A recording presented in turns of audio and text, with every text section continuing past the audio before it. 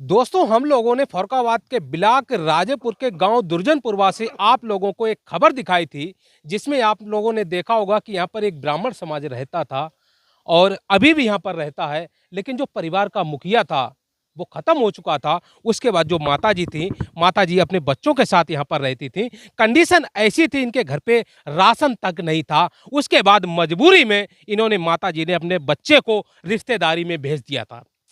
आप सोच सकते हो कंडीशन कैसी रही होगी। उसके बाद जब हमने खबर चलाई और खबर चलाने के बाद जब पता चला फर्रुखाबाद के अजीत सिंह यादव जी को, अजीत सिंह यादव जी यहाँ पर आए थे और राशन देकर गए थे और अजीत सिंह यादव जी ने वादा किया था कि आज से ये परिवार भूखा नहीं रहेगा। उसी प्रकार से आज फिर अजीत सिंह यादव जी ने अपना वादा निभाया और माता जी ने जैसे ही फोन किया कि मेरे घर पर राशन खत्म हो गया है, अजीत भैया ने तत्काल प्रभाव से ये राशन जो है वहां से इकट्ठा किया, मतलब गाड़ी में रखा और सीधे इनके घर पर लेकर आ गए। आप यहाँ पर देख सकते हो, इससे चारपाई पर राशन पड़ा हुआ है। पहले हम लोग माता जी से बात करेंगे, उसके बाद अजीत सिंह यादव जी से बात करेंगे। अच्छा माता जी, ये बताओ कैसी कंडीशन है अब?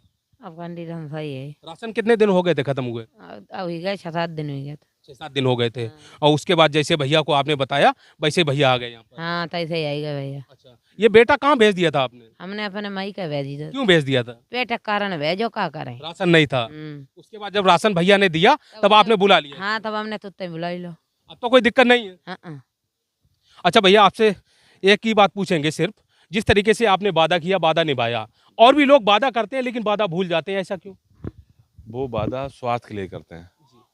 हमारा अपना सेवा भाव कर लेके करते हैं। जी। हमें जो जिस प्रकार से इंसान को ज़रूरत होती है, जी।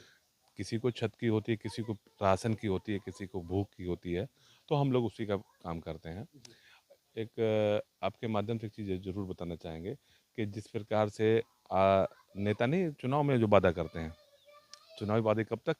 वोट पड़ रहा है तब तक। जी। चुनाव खत्म, काम खत्म।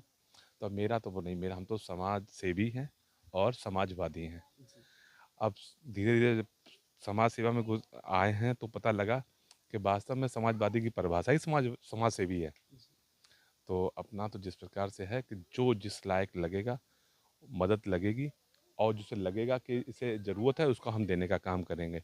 चाहे एक नहीं, चाहे 10 लोग आएंगे और 10 परिवार अगर ऐसे होंगे कि जिनको ज़रूरत होगी किसी प्रकार से मकान या राशन, कोई भी जैसे उनको खाने की, रहने की, तो हम लोग वो देने का काम करेंगे। ये माताजी जो हैं ये ब्राह्मण समाज से हैं। हुँ। काफ़ी ब्राह्मण समाज के संगठन चलते हैं हुँ, हुँ। और उस संगठन के द्वारा बताया जाता है कि हमारे समाज में अगर किसी के ऊपर कोई दिक्कत आएगी हुँ। तो संगठन खड़ा मिलेगा। आज वो संगठन कहाँ है? वो संगठन सब मेरे हिसाब से, अगर जिस हिसाब से आपके द्वारा न्यूज़ दिखाया गया आज तक मेरे साथ माताजी कोई आया? कभी कोई नहीं आया और ना ही आएगा। वो सिर्फ़ अखबार में फ़ोटो छपवाने के लिए काम करते हैं।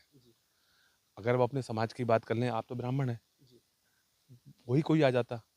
अगर इनकी वोट लेने की स्थिति आएगी तब जात-पात लेके आएँगे। कोई नहीं, अब सब स्वार्थी हैं और सब अपना उल्लू अपना सीधा करने का काम करते हैं। तो मैं तो उन संगठनों से भी कहना चाहूँगा, रिक्वेस्ट हाथ जोड़ से यही करूँगा कि अगर कम से कम आप हिंदुत्व की बात करते हैं, तो जो परिवार जिसको खाने को नहीं है, जिसके घर रहने को नहीं है, तो आप उसे कम से कम उसकी मदद करके आप 4 लोग इकट्ठा करके मदद करने का काम करें। मैं अकेला चला था, एक बीड़ा उठाया था, मैंने कहा अब चलो एक जैसी जिसकी जैसी मदद होगी, छत देने का, अर आदमी का खाना देने का जो हम काम करेंगे। आज हमारे साथ मेरा पूरा कारवां खड़ा हुआ है, मेरे सारे दोस्त, मेरे अपने व्यवहार के लोग। आज की डेट में हम अकेले नहीं हैं। आज अगर कोई ज़रूरतमंद ऐसे 1 से लेके 10 तक भी मकान और आ जाएँगे तो वो भी हम बनाने का काम करेंगे और बनेंगे। अब चूँकि भैया अकेले नहीं है, अब मेरे साथ कारवां खड़ा हुआ है पूरा। एक चीज़ और बताएँगे, जैसे आपके द्वारा एक मकानों का जो हम लोगों ने शुरुआत की थी बनाने की, अपने 2-3 मकान कंप्लीट भी हो गए हैं। और कल हमने एक आपके उसमें सोशल मीडिया पे एक चीज़ देखी थी सुल्तानपुर से। बिल्कुल वो भी राशन और मकान देने का काम कर रहे हैं। तो बड़ा अच्छा लगा इस चीज़ को देख के कि कम से कम किसी ने कुछ तो सीखा। लेकिन स्टार्टिंग फर्रुखाबाद से हुई है ना, बिल्कुल, आपके द्वारा की गई है। बिल्कुल। उसके बाद लोगों ने बीड़ा उठाया। हाँ, हाँ। क्यों ना फर्रुखाबाद में इस तरीके से 2-4 लोग निकल के आए, हो सकता है गरीबों का भला हो जाए। बिल्कुल, बिल्कुल निकल के आएँगे। अभी आप देखो ये चीज़ बहुत आगे तक जाएगी। आदमी को राशन भी मिलेगा और मकान भी मिलेगा, छत भी मिलेगी। और जिस हिसाब से आश्वासन दिया जा रहा है, हम तो झूठा नहीं देते हैं, जो कह रहे हैं और वो पूरा भी करेंगे।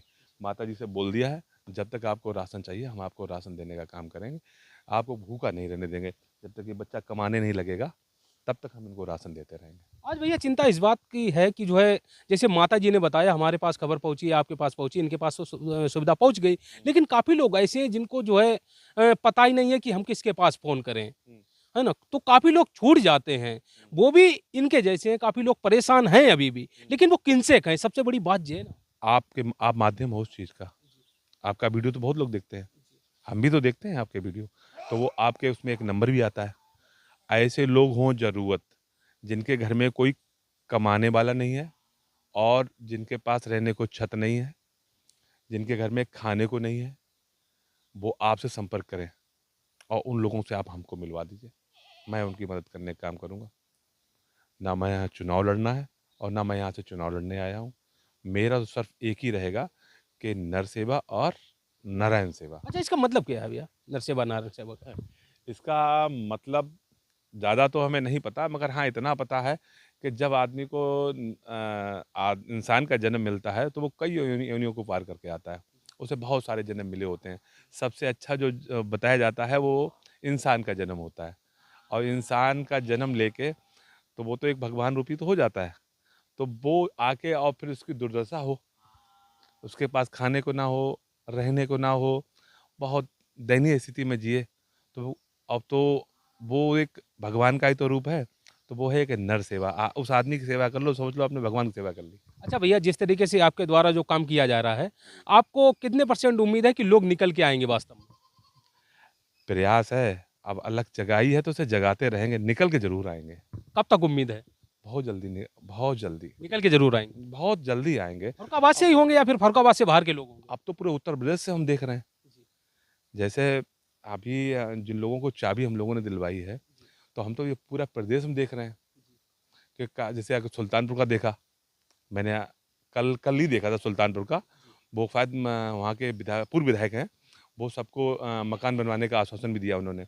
एक हमने कानपुर देहात का भी देखा कि लोग निकल के आ रहे हैं, वहाँ भी रिपोर्टिंग हो रही थी कि इनको मकान बनवा के कौन देगा, तो वहाँ भी कुछ लोग निकल के आए, उनको मकान देने का काम कर रहे हैं। तो हमें ये लग रहा है कि जिस हिसाब जो हमने मुहिम चलाई है, अपनी मुहिम ज़रूर रंग लाएगी। अब देखना हर गरीब को छत ज़रूर मिलेगी। आज एक बात ज़रूर कहेंगे भैया, चाहे मुकदमा एक और हो जाए। हमें ऐसा लगता है कि जितने मकान इस वर्तमान सरकार ने नहीं बना पाए हैं, हो सकता है कि 27 के चुनाव से पहले समाजवादी पार्टी के नेता उतने मकान बनवा दें। हाँ, ये बात हम आपको बता रहे हैं। जिस हिसाब से समाजवादी पार्टी के लोग जागरूक हुए हैं और आगे चलने का काम किया है, तो एक ये मुहिम चालू हो जाएगी कि 27 में सरकार आते-आते लगभग सारे गरीबों के मकान बन चुके हों। अच्छा, समाजवादी पार्टी के नेताओं के द्वारा अगर मकान बनवाए जाते हैं, तो चुनाव में कितना फ़र्क बैठेगा? बहुत अच्छा फ़र्क पड़ेगा। अगर कम से कम लोग तो ये वादा करते हैं चुनाव में कि हम ये करेंगे और हम तो वादा नहीं कर रहे हैं, हम तो करके दे रहे हैं। हम तो करके दे रहे हैं, तो फ़र्क तो पड़ना चाहिए। और पब्लिक है, ये सब जानती है कि अभी इनकी ये है, तो सरकार में ये क्या करेंगे? हमें नहीं लगता है कि सरकार में कोई बचेगा जिसका मकान ना बन पाए और सरकार जिस दिन आ जाएगी, उस दिन हमें मालूम है जिस हिसाब से एसआईआर हो रही है और आदमी को ढूँढ-ढूँढ के उसका वोट बनाया जा रहा है, तो सपा सरकार में भी हर एक गाँव से ढूँढ-ढूँढ के हर आदमी को एक पक्का मकान ज़रूर दिया जाएगा। अच्छा भैया, आपकी मुलाकात जल्द में ही राष्ट्रीय अध्यक्ष अखिलेश यादव जी से हुई थी। अकेले में क्या बात हुई थी आपकी? हमने तो उनसे यही कहा था, हमने कहा 27 तक तो हमारा है, 27 के बाद आप देखिए, जब तक हम लोग चला रहे हैं तब तक हम चलाएँगे। तो उन्होंने हँस के यही कहा कि चिंता न करो, जो कहा वो ज़रूर पूरा होगा। धन्यवाद भैया, जिस तरीके से आप जो है मदद कर रहे हो लोगों की।